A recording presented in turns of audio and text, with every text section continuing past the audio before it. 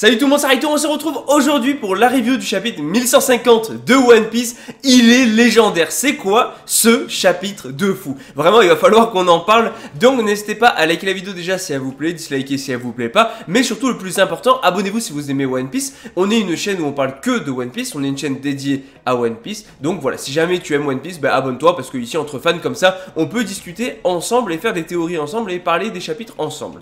Bon, c'est parti, let's go pour la review du chapitre 1150 de One Piece, qui est littéralement l'un des plus gros chapitres qu'a sorti Oda. On va en parler, let's go, on commence directement, bam, Haki des Rois. Voilà, le chapitre commence, Haki des Rois, ça y est, il y a des géants qui commencent à tomber à cause du Haki des Rois, les gosses sont en train de tomber. Voilà, ça commence déjà fort. Alors bien sûr, il n'y a pas tout le monde qui va tomber, il reste Dory, Brogy, quelques géants qui étaient encore costauds et même les membres d'équipage de Luffy, tout ça. Mais là, dites-vous, l'entrée en scène déjà de Im à travers Gunko, c'est Haki des Rois direct. Donc encore une fois, nouvel utilisateur de Haki des Rois dans One Piece. Est-ce que c'est surprenant? Bah pas vraiment, hein. Je veux dire, Im est potentiellement l'antagoniste final. J'ai envie de dire que c'était logique que Im ait finalement le Haki des Rois. En fait, ça ne m'étonne pas plus que ça. Mais ça y est, au moins c'est cool de le voir sur le papier, de voir que c'est officiel et que Im a bien le Haki des Rois. Maintenant, aïe aïe aïe aïe aïe. Non mais...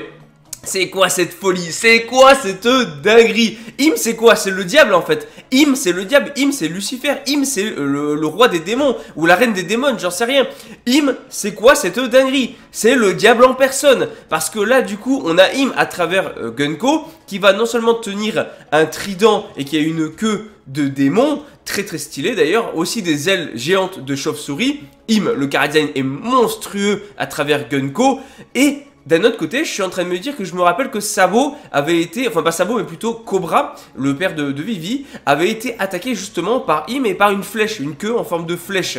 Est-ce que à ce moment-là, peut-être que Im parlait à travers Gunko finalement face à Cobra, je ne sais pas. Mais peut-être pas du tout, rien à voir. Juste que voilà, c'est des démons, alors du coup elles ont forcément cette queue en fourche là. Mais très stylé, chara-design incroyable, en plus les cheveux longs et tout. Non, le chara-design est fou, là c'est littéralement un démon, c'est un démon. Mais un vrai de vrai, tu vois. Non vraiment j'aime trop l'idée, c'est trop cool. D'ailleurs on a une autre information, c'est que, parce qu'en fait Im justement est en mode, c'est tout ce que sont capables tes monstres Killingham, c'est tout ce que sont capables tes monstres sortis des rêves. Et en fait Killingham explique que non, qu'il y a des portails de cauchemar ouverts un petit peu partout. Donc du coup forcément, ben, en fait les monstres vont continuer à sortir des cauchemars de l'île. Et cette fois il parle bien des cauchemars de l'île, donc de cette île. Donc il ne parle pas des cauchemars des enfants ou de je ne sais qui. Là il parle bien a priori des cauchemars générés par l'île elle-même. Et en plus de ça, il peut tout simplement ressusciter les démons, enfin les monstres sortis des rêves quand il veut, puisqu'il explique que en fait ça dépend que de lui et que en fait ces monstres là ne connaissent pas le concept de mort, donc il peut les ramener sans problème. Bon, déjà là ça commence à être des folies de folie. Mais en plus de ça, on a Sommers, toujours en vie malgré le fait qu'il soit coupé en deux et qu'il ait eu un bras coupé. Et en fait justement on a Im qui va lui dire vas-y occupe-toi des gamins. Et en fait c'est ouf de dire que là il est encore en vie. D'ailleurs en plus d'être encore en vie, parce qu'on a un petit peu la réaction des différents membres de l'équipage en mode quoi il est encore en vie et qu'est-ce que font Zoro, Luffy, Sanji etc. Pourquoi est-ce qu'ils sont pas là, on n'a pas de chance et tout. Bref, il va falloir de l'aide dans tous les cas. Et en plus de ça on a aussi Colon qui explique que ben, Gavan s'est fait avoir et qu'il est tombé dans le royaume inférieur là, hein, ouais, donc là où il y a Loki finalement, Luffy et tout. Donc voilà, bah, Gavan va peut-être expliquer la situation si encore Luffy n'a pas déjà capté avec son haki, enfin n'a pas détecté tout ce qui est en train de se passer. Puis je pense que le haki des rois n'est pas passé inaperçu de la même manière que quand Kizaru est débarqué à Egghead, il l'a senti direct. Là j'en déduis que le haki des rois il a quand même dû le sentir. On parle du haki des rois de Im, c'est quand même un haki des rois de Zinzin. Mais le problème, en fait, qui se pose à Im et aux autres, aux chevaliers divins, c'est que c'est compliqué de négocier avec les géants, de négocier avec du coup les gosses comme Mappa, parce qu'il n'y a pas de roi avec qui négocier. En fait, voilà, Elbaf n'a plus de roi. Il n'y a plus de roi. Donc le roi Harald est mort, il n'y a pas d'autre roi. Donc en fait, c'est compliqué de négocier, de tenir en otage les gosses. Et genre en mode, vas-y, soit vous de... Bah, en fait, simplement, ça aurait été plus simple s'il y avait un roi. Genre tu dis au roi, soit on tue les gosses, soit tout simplement tu te soumets à nous et tu passes de notre côté. Donc en gros, moi, c'était plus simple. Mais là, ils savent pas trop avec qui négocier, vu qu'il n'y a pas de roi. Et là, on a Im qui va directement élire les deux futurs rois. Et oui, pas un, mais deux rois. Puisque on a Im qui va faire Dory le démon bleu et Brogy le démon rouge. Déjà c'est assez ouf de savoir que Im de sa haute stature connaît Dory et Brogy. Voilà, c'est très sympa. Je trouve que ça donne un petit plus, tu vois, à la scène. Et elle est en mode, Mou vous ordonne de prendre le contrôle de ce pays. Devenez les nouveaux rois. Là, elle est en train de dire, ça y est, let's go. Donc vous deux, vous devenez les rois tout de suite. Non, en vrai, la scène est folle. La scène est monstrueuse. Alors forcément, bien sûr que Brogy et Dory ne vont pas être d'accord. Brogy va même attraper va attraper Gunko et donc Im. Et bien là on se croirait dans Black Clover. Là on se croirait dans Black Clover. Non, c'est quoi ça? En fait là on n'est plus du tout sur des fruits du démon. C'est pas des pouvoirs de fruits du démon ça. Ça c'est pas des pouvoirs de fruits du démon. C'est des pouvoirs de démon tout court. C'est des pouvoirs de démon. On sait que du coup ça s'appelle pas fruits du démon pour rien. Parce que là on a des vrais démons. Et en soi, est-ce que c'est surprenant? Mais c'est que depuis le début on parle de fruits du démon. Est-ce que c'est si surprenant que ça de voir dans l'univers de One Piece des démons? Bah en réalité pas tant que ça. Je veux dire depuis le début on sait qu'il y a des fruits du démon. Pourquoi il n'y aurait pas des démons? Enfin, je veux dire, en soi, c'est pas étonnant. Enfin, c'est choquant là sur le moment, mais quand il pense, je veux dire, ça, c'est pas si choquant que ça en fait. Mais en vrai, ça fait plaisir. Mais là, c'est littéralement Black Clover parce que Im nous sort un grimoire en mode Black Clover. Déjà, what the fuck, bientôt elle va nous sortir un grimoire à 5 trèfles, on va pas comprendre, mais surtout, elle va sortir de ce grimoire 2 armes. Une arme, un couteau, une sorte de poignard qu'elle va utiliser pour poignarder Brogy, et directement un giga gros fusil de la mort. Et en plus, elle va tirer sur Brogy, et malgré le fait que Brogy soit résistant, elle va carrément lui arracher le bras. Voilà, elle va tirer, le coup de fusil lui arrache le bras. Déjà, c'est un certain level de puissance. Voilà, et elle est en mode... Vas-y, écoute-moi bien, Brogy. Maintenant, on va aller voir Jarl à la barbe en cime. Décapite-le, prend sa tête vers le ciel et informe l'ensemble des habitants en criant « Nous sommes les rois d'Elbaf ». Donc, ils en ont appris Jarl, tout simplement. Pourquoi vouloir s'en prendre à Jarl? De toute façon, ce n'est pas le roi actuel.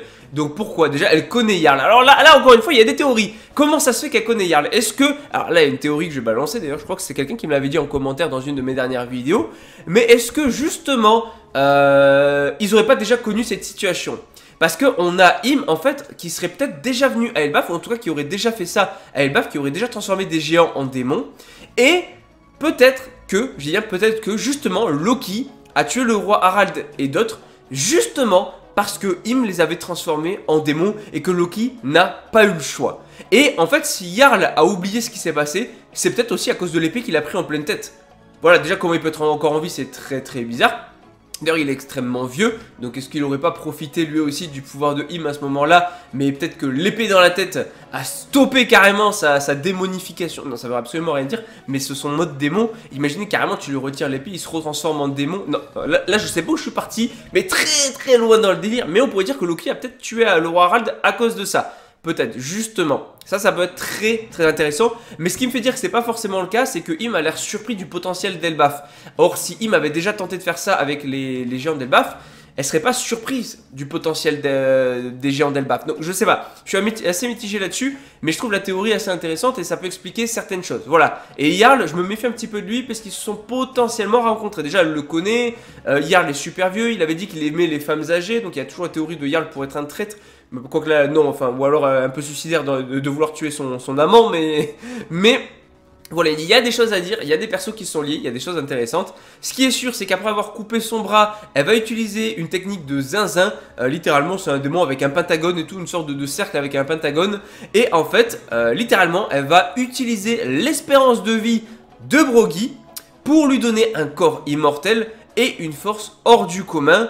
Et en plus de ça, il passera sous le commandement de Im justement, et il aura, voilà, la raison et le bon sens pourront plus le gêner. Il va littéralement être un démon, et puisque apparemment, d'après ce qu'elle dit, être un démon, c'est l'essence même de la vie. Donc ça confirme bien que c'est potentiellement pas des fruits du démon qu'elle utilise, mais que c'est bel et bien un démon de base. Et justement, puisqu'elle parle du fait de les transformer en démons, et en même temps aussi de les rendre immortels, est-ce que c'est pas ce qu'elle aurait fait aux membres du Gorosei finalement? On peut se poser la question. Est-ce que justement si les membres du Gorosei... Enfin, c'est peut-être ce pouvoir-là qu'elle a utilisé sur les membres du Gorosei. Justement, elle a pris une partie de leur espérance de vie, mais ils ont gagné l'immortalité.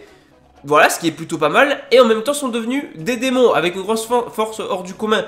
Et en fait, justement, on peut supposer que quand elle a inversé le sort, enfin sur Saturne en fait, parce que Saturne est mort, je rappelle, mais justement, en fait, quand elle a inversé ou annulé le sort sur Saturne, ben, il a regagné tout le temps qui lui avait été pris, Enfin, déjà, il avait perdu une espérance de vie grande, peut-être. On sait pas à combien s'élève son espérance qu'il avait perdu, plus toutes les années où il a vécu. Donc, du coup, il est mort de vieillesse, entre guillemets. Il s'est littéralement désintégré. Mais très, très intéressant. Ce qui veut dire que si jamais elle a pu le retirer, ce sort-là, sur Saturne, peut-être que pour Dory, Broggy et tout, qui vont tous se transformer en démons, c'est possible d'annuler le sort. Alors, par contre, ils auront perdu une espérance de vie, certes. Alors, faut savoir qu'encore une fois, les géants ont une grande espérance de vie, donc c'est peut-être pas si grave que ça.